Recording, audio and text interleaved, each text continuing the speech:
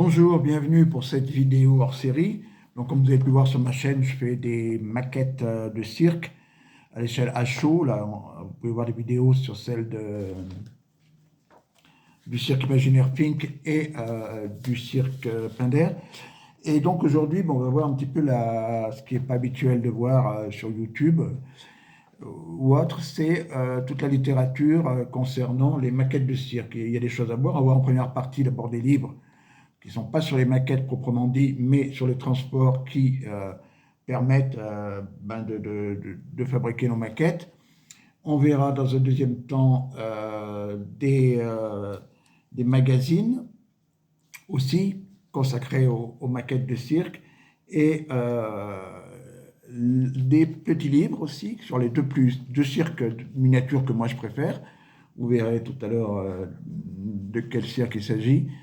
Et enfin, une encyclopédie, carrément, une encyclopédie consacrée aux miniatures de cirque. Bon, ceux qui ne sont pas au courant, qui ne connaissent pas ça, je vous conseille de regarder la vidéo jusqu'au bout, parce que vous allez être étonnés certainement. Voilà, donc n'hésitez pas à vous abonner à ma chaîne, qui est faite simplement, c'est des petites vidéos comme ça. Et puis, si vous n'avez pas encore vu, d'aller voir les épisodes concernant la construction des maquettes. Donc justement, on va commencer par des livres qui ne sont pas sur les maquettes, mais qui m'ont aidé à élaborer ces cirques miniatures, en essayant d'être plus ou moins fidèle, et puis surtout sur le nombre de véhicules nécessaires. Donc par exemple, Cirque Pinder des années 2000, un livre, je crois, de 2008, ouais, c'est bien ça, de Jean-François Lecoutre, Une journée. Alors la couverture n'est pas jolie, mais bon, le bouquin est vraiment pas mal, parce que vous voyez, il y a un petit historique, mais surtout, vous voyez un peu tous les véhicules, l'organisation du cirque. Voilà, donc ça m'a beaucoup aidé, puisqu'on a beaucoup, évidemment, on peut trouver des illustrations, des photos sur Internet, mais là, voilà, c'est complet dans ce livre. Vous avez à peu près tout ce que vous devez savoir sur l'organisation du cirque, sur les différents transports, même si moi, je n'ai pas reproduit à l'exactitude. Et puis, c'est surtout ce petit schéma réalisé par James Barrow avec l'intégralité des convois du cirque Pinder pour le tournée 2007. Vous voyez, alors, il y a pas mal de documents intéressants au niveau des véhicules en eux-mêmes. Et puis, la piste, etc. Il y a le spectacle. Vous avez encore aussi de James Barrow l'organisation, la façon dont sont disposés les véhicules. Bon, évidemment, ça dépend de la grandeur des places. Vous avez un petit peu des vues aériennes qui vous permettent de voir l'organisation. Et pour des cirques allemands, alors là, il y a des documents assez incroyables de Circus Photo. Oui, il ne faut pas que je dise de bêtises, c'est Circus Photo, l'éditeur, Circus Photo Magazine. Voilà. Donc vous pouvez les trouver, non pas sur un site, mais sur Facebook. Et vous verrez, après, ça vous dirige vers leur boutique où ils vendent beaucoup de livres. Et leur magazine, on verra tout à l'heure, très intéressant. Et voilà, donc là, vous avez dans deux séries. Alors, il y a une série qui s'appelle Circus Backstage Series. Il y a beaucoup de cirques, vous verrez, il y a Krohn, par exemple, mais les cirques français comme Bouglione on Tour, Bouglione Cirque d'hiver, quand ils avaient refait la tournée, etc., Arlette Grus, etc. Et ça, ça ne peut pas être plus complet, quoi, puisque vous avez absolument, par exemple, tous les véhicules. Donc là, je pense que c'était les années 2000, fin des années 2010. Vous avez tout. Alors, vous voyez, au début, il y a quelques photos comme ça, diverses. Et puis après, vous allez voir, vous avez absolument... Alors, ils sont numérotés, hein, les véhicules dans les cirques allemands. Et là, vous avez... alors, c'est exhaustif, hein, il y a absolument tous les véhicules. Voilà. Évidemment, vous avez des vues du chapiteau. Vous voyez, c'est numéroté, donc là vous avez le numéro 49, numéro 145, évidemment à quoi correspondent tous ces wagons. Donc ça c'est le Circus Krohn. Fin des années, alors voilà, quoi. Ça c'est... Bon, moi j'avais fait un cirque Krohn, Alors voilà, ouais, là carrément, quand vous avez fait ça, puis après vous avez encore plus simplement le numéro en gros correspondant à chaque véhicule et l'ensemble. Donc ça permet de faire le cirque Krone, bien sûr, mais aussi pour tous ceux qui veulent faire, comme moi j'ai pu le faire, des cirques imaginaires, inspirés, ça va vous aider selon le nombre de véhicules que vous faites. Hein. Vous n'êtes pas obligé de tous les faire, mais ça va bien vous aider pour créer votre cirque, pour que ça soit cohérent, qu'il y ait vraiment tous les véhicules pour faire fonctionner un cirque. Ouais, donc après, il y a les camions, les tracteurs. Ça, c'est Circus Photo Magazine qui édite cet ouvrage. Si je ne dis pas de bêtises, hein, on achète sur leur site, mais c'est eux qui éditent. Hein.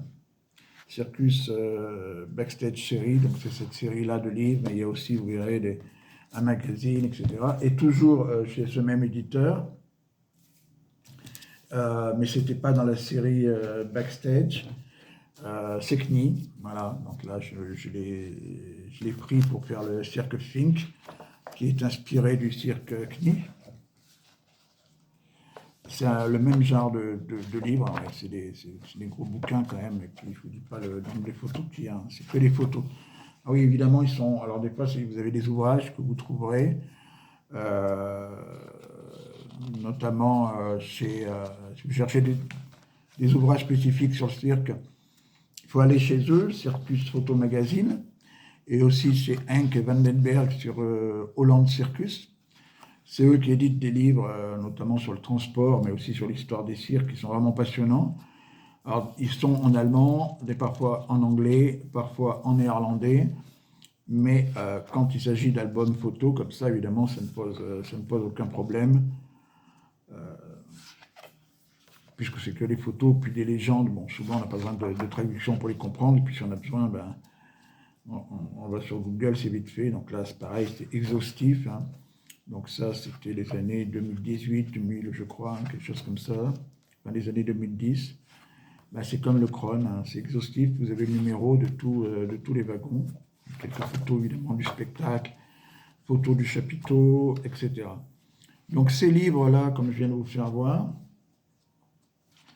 ben, il en existe pour beaucoup de cirques différents. Et c'est pour ça que je vous conseille vraiment. C'est des livres qui sont un petit peu chers, mais qui le valent par rapport à la qualité, au nombre de photos et au sérieux. Donc quand on a parlé de Circus Photo Magazine, voilà, ils éditent un livre et puis un petit supplément avec un magazine, pardon, et un petit supplément avec qui peut être aussi vendu séparément. Bon, c'est pas très gros, mais c'est consacré qu'aux maquettes de cirque, donc c'est assez rare pour le signaler. Donc c'est toujours très intéressant, c'est pareil, même si c'est en allemand, ça pose pas de problème. Excusez-moi, puisqu'il s'agit surtout de photos. Alors c'est très petit, mais c'est toujours, on est toujours content d'avoir un petit magazine qui est consacré simplement aux maquettes de cirque. C'est quand même quelque chose de rare. Mais les modèles ferroviaires, par exemple, évidemment, il y a beaucoup plus de magazines. Et puis ben, l'autre référence, c'est l'AFVCC, Association française des voitures et des camions de cirque, qui est une association. Puis quand vous êtes abonné 4 fois par an, ils vous envoient ce magnifique magazine. Alors là, c'est pas consacré simplement au modèle réduit, mais au transport, et puis large part aussi au modèle réduit avec des tutos, etc. La plupart des gens qui sont dans cette association sont aussi des modélistes, des maquettistes de cirque, mais c'est surtout des gens qui ont fait beaucoup de recherches pour reconstituer l'ensemble. Vous voyez, là, c'est du modélisme hein, avec tuto, l'ensemble des véhicules avec leur immatriculation pour les plus anciens, etc. Et là, il s'agit par exemple d'un dossier sur Cirque Pinder qui est sur trois épisodes, pas sur Cirque Pinder, sur le transport des éléphants au Cirque Pinder, etc. Une très très belle documentation. Voilà, donc ça vous pouvez trouver aussi par exemple ils ont une page Facebook AFVCC, très très belle association avec des membres vraiment qui font un boulot incroyable pour la la préservation du patrimoine que peuvent être les véhicules de cirque. Après, moi, je vais vous présenter 2 livres sur, pareil, des livres consacrés uniquement à des maquettes, c'est évidemment extrêmement rare. Et là, j'ai de la chance parce que 2 sont consacrés à certainement maquettes que moi, qui me plaisent le plus, une américaine et une européenne. À la maquette américaine, c'est celle-ci, hein, c'est le Howard Brothers Circus Model, qui est voilà, gigantesque, parce que non seulement déjà un cirque américain, c'est long, c'est grand, mais en plus, vous voyez, je crois que je l'avais noté, parce que en traduction, puisque ce n'est pas les mêmes unités de mesure, ça représente du 1/16e chez nous. Voilà, je crois que c'est le plus grand cirque du monde. Hein. Vous voyez. Alors, ça ressemble beaucoup au Ringling, mais il n'a pas eu l'autorisation, je crois, pour l'appeler Ringling. Donc, il l'a appelé par son prénom, Howard.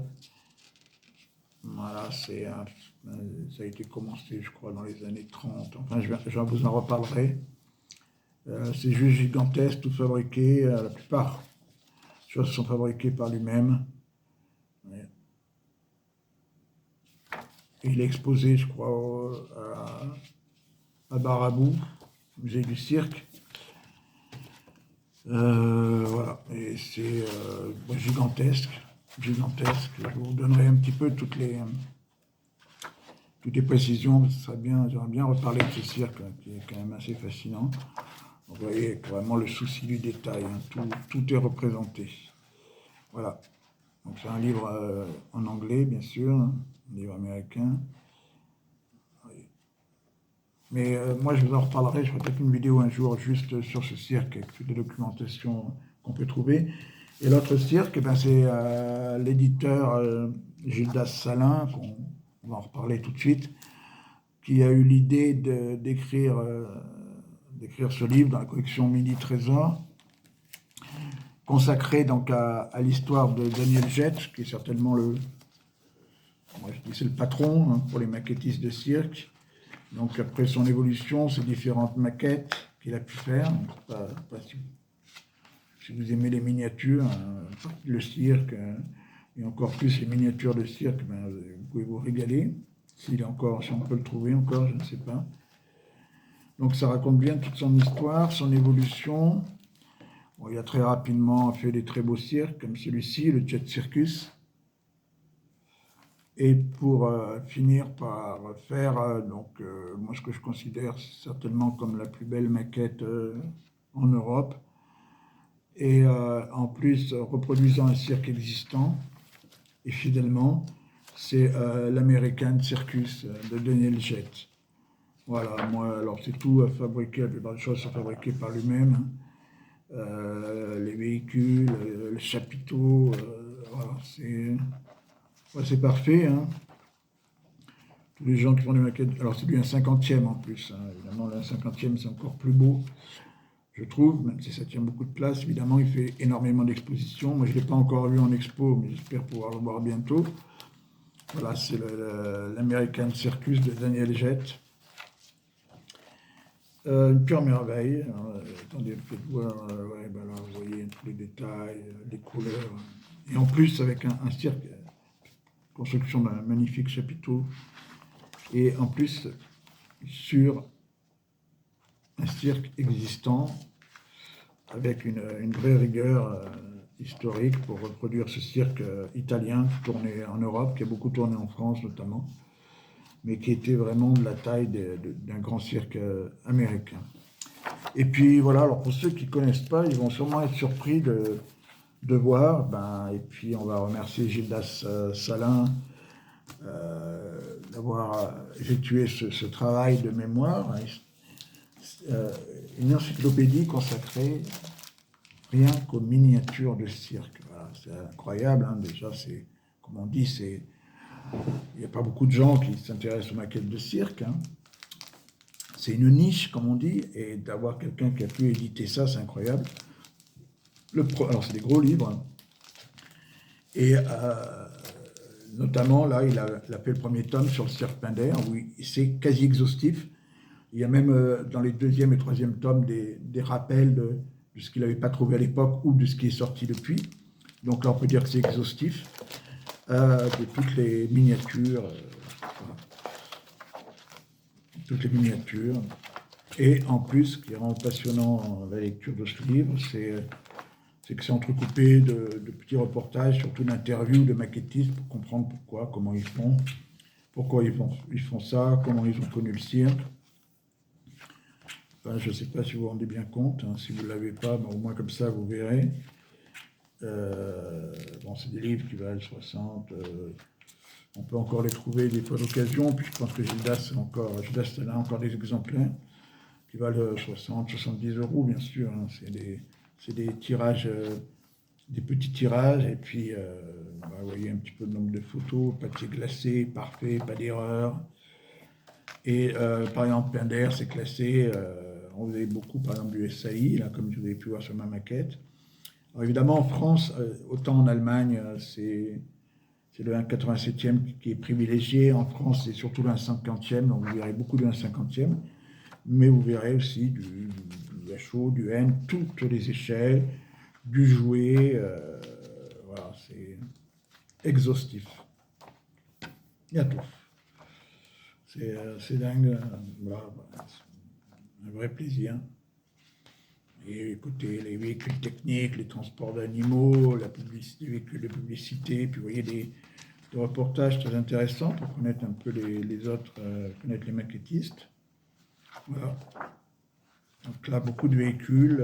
Là, on ne voit pas trop les maquettes Pinder, mais il y en a, mais vous avez tous les véhicules, même exemplaires uniques, hein, qui ont été faits par une personne, des tirages limités, les grandes marques qui ont fait, etc. Donc, premier tome que du Pinder. Donc déjà, ça a été, je crois, dans le monde des amateurs de cirque et des maquettistes de cirque, ça a été une vraie très très bonne surprise. Et puis, ben, il ne s'est pas arrêté là, il a fait un deuxième tome, le volume 2, encore plus passionnant pour moi parce qu'il concerne tous les autres cirques, même si j'aime beaucoup évidemment Pinder et que ça reste ce qu'il y a de plus beau en miniature, en maquette et le plus courant en France. Surtout les années 50, 60, c'est des véhicules incroyables, Pinder. Et puis là, ben, il a dit, ben, écoutez, je vais faire les autres cirques, hein, parce qu'il a rencontré beaucoup de maquettistes, il s'est aperçu qu'il y a beaucoup de cirques qui étaient traités. Donc là, par exemple, vous avez Hamar, c'est par alphabétique, l'American Circus, dont on a parlé tout à l'heure. Voilà, tous les grands cirques, bon, surtout français, mais pas que. Par exemple, là, on a les cirques, des cirques britanniques, comme les Billy Smart Circus. Vous voyez, on a plein de choses. Alors là, A, Hamar, B, ben, on est sur évidemment du Bouglione. Il y a même quelques illustrations. On regarde beaucoup de photos de maquettes, puis de temps en temps, on fait un peu de lecture, ça change. Vous voyez, beaucoup de Hamar, beaucoup de Bouglione, bien sûr, en maquette. Très, très, très important en France. Hein. Là, on est encore à Chipperfield, aussi le cirque anglais, où il y a eu beaucoup de miniatures. Là, on est encore sur de l'anglais. Voilà, différents petits cirques aussi. Il y a des cirques imaginaires. Là, il y a des grands cirques comme les cirques plus importants, le cirque Glech. Voilà, le cirque de France, les Grusses. Bon, on a vraiment tout. Richard, bien sûr, oui, j'allais oublier. Partie des grands cirques présentés en enquête, hein, Hamar, Bouglione, Richard. Et puis évidemment, on a une petite partie pour l'étranger avec notamment Krön, qui a été beaucoup fait par Fraser.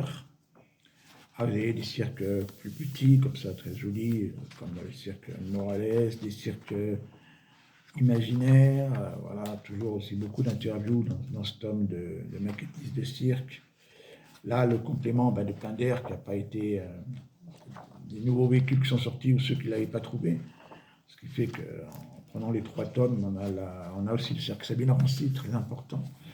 Hein, les grands cirques français, on a vu là, Pinder, Hamar, Bouglione, Richard, Rancy, Grus, voilà, qui sont quand même représentés. Vous avez aussi des petits cirques comme ça, le Robazo Circus, vous avez Roncalli d'Allemagne, Saraceni d'Allemagne, et évidemment Zavata, autre grand nom du cirque, bien représenté en miniature.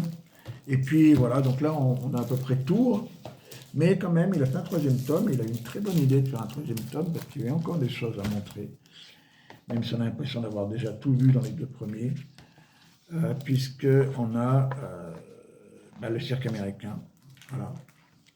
Une grosse partie, évidemment, c'est important. Un peu toutes les tailles, hein, 43e. C'est un peu difficile de trouver des matériels cirque américain en Europe, parce que maintenant, on ne peut pas vraiment acheter aux États-Unis, vu les frais de port et les taxes. Voilà, mais après, quelqu'un qui veut se lancer là-dedans, c'est intéressant, surtout pour ceux qui font du modélisme ferroviaire, pour reconstituer les grands cirques comme Ringling, voilà, qui est transporté sur des wagons plats, ou que ce soit des wagons comme ça. Bon, vous connaissez peut-être un petit peu. Ça fait toujours envie de faire un cirque américain comme ça. Et bon, c'est un petit peu compliqué, c'est grand, il y a des grandes tentes, etc., des grands chapiteaux, puis des grandes tentes pour les sideshows, pour les zoos. On peut faire aussi une arrivée en gare du cirque. Voilà, là, c'est le cirque que je vous ai montré, mon préféré, Howard Tribbles, un cirque gigantesque, 3530 mètres carrés, 44 000 pièces, voilà. Et puis dedans, il parle aussi d'un autre cirque, on revoit Daniel Jett. La bonne idée aussi, c'est d'avoir fait, comme on est dans la miniature, c'est d'avoir aussi fait les jouets.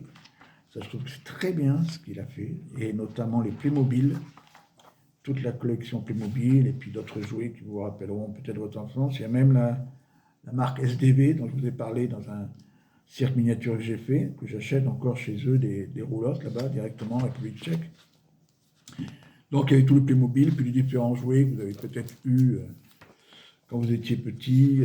Voilà, il y a encore différentes maquettes, différents maquettistes interviewés, des nouvelles maquettes qui n'étaient pas encore faites, des nouveaux véhicules qui n'étaient pas encore produits quand le deuxième tome est paru, d'autres maquettistes comme un cirque, là on a par exemple Bernard Agion avec le cirque Capéron. Là on a des découpistes qu'on appelle, vous voyez, concernant le cirque, c'est bien, on est toujours dans le domaine de la miniature, du jouet. Hein. Les transferts, moi je me souviens bien de ces transferts que j'avais quand j'étais gamin du cirque Jean-Richard. Et puis ça aussi passionnant, c'est toutes les planches de cirque qu'on vend dans les cirques, les planches à découper. Il y en a qui sont difficiles à trouver.